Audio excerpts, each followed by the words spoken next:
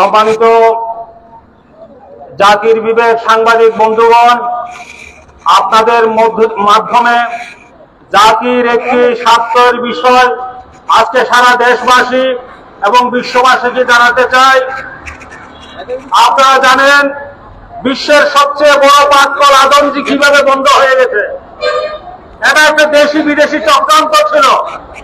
পাট শিল্প ধ্বংসের পর সুপরিকল্পিতভাবে চামড়া শিল্পকে ধ্বংস করার জন্য এদেশীয় কিছু সিন্ডিকেট বিদেশিদের সাথে হাত মিলিয়ে আমাদের সম্ভাবনাময় পাট শিল্পকে, চামড়া শিল্পকে ধ্বংসের দ্বার প্রান্তে নিয়ে যাচ্ছে। আপনারা জানেন আপনাদের জুতোর দাম কি কমেছে, আপনাদের চামড়াজাত ব্যাগের দাম কমেছে, চামড়াজাত পণ্যের দাম কমেছে। দেশে এবং বিদেশে চামড়াজাত পণ্যের দাম আকাশচুম্বী।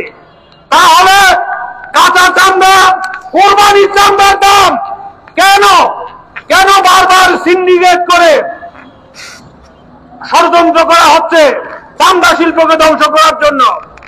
এটা 16 বছর ধরে যে সিন্ডিকেট ছিল সেই সিন্ডিকেট এখনো কার্যকর আছে এবং এই সিন্ডিকেটের সাথে বিদেশি চক্রান্ত জড়িত আছে।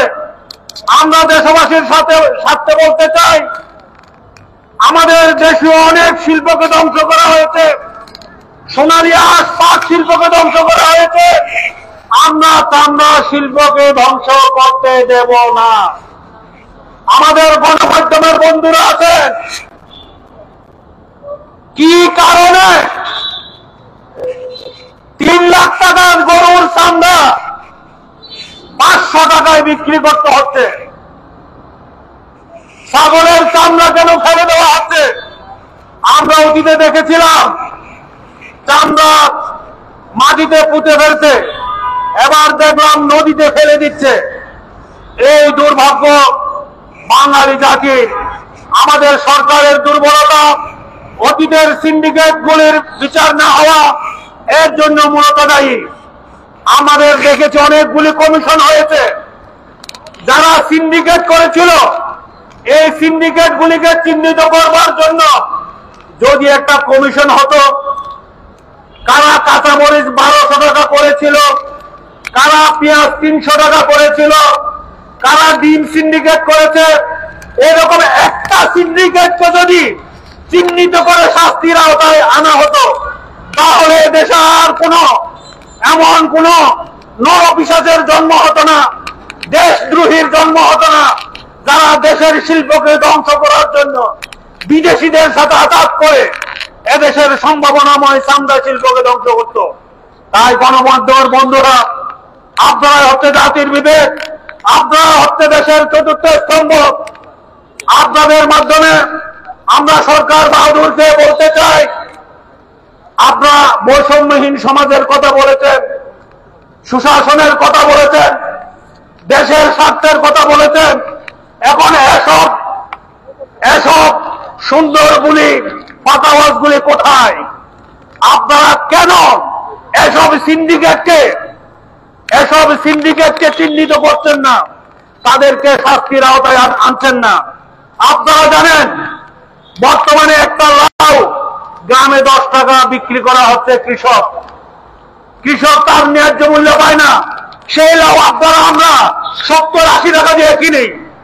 আমরা তো কি মাঠে হাতে, কৃষক তোকে মাঠে।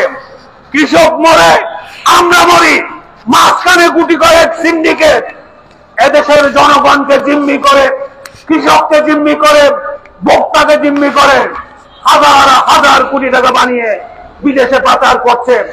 আসুন সিন্ডিকেট মুক্ত বাংলাদেশ চাই। সবখানে সিন্ডিকেট। এই সিন্ডিকেটের কবল থেকে যতদিন মুক্ত হতে না পারবো, আমরা কোটা বিরোধী আন্দোলন দেখেছি, ফ্যাসিস্ট বিরোধী আন্দোলন দেখেছি, এখন গণমাধ্যমের বন্ধুদেরকে সাথে নিয়ে সিন্ডিকেট বিরোধী আন্দোলন করতে হবে। না হলে দেশের চামড়া শিল্প বলেন, কৃষক বলেন, ভোক্তা বলেন, আমরা ঠকতে থাকবো। আমরা আর ঠকতে চাই না। আমরা জাগ্রত জাতি, আমরা সচেতন জাতি, আমরা বিদ্রোহ করতে শিখেছি। অন্যায়ের বিরুদ্ধে প্রতিবাদ করতে শিখেছি। গণমাধ্যমের বন্ধুদেরকে বলবো, আসুন আমরা আমাদের দেশীয় চামড়া শিল্পকে ধ্বংসের চক্রান্তকে রুখে দাঁড়াই। মাননীয় প্রধান অতিথি, কলামিস্ট, লেখক, সাংবাদিক এবং ভেজাল বিরোধী আন্দোলনের অন্যতম নেতা বন্ধুবর মীর আব্দুল আলিম বিস্তারিত কথা বলবেন। আমি আপনাদের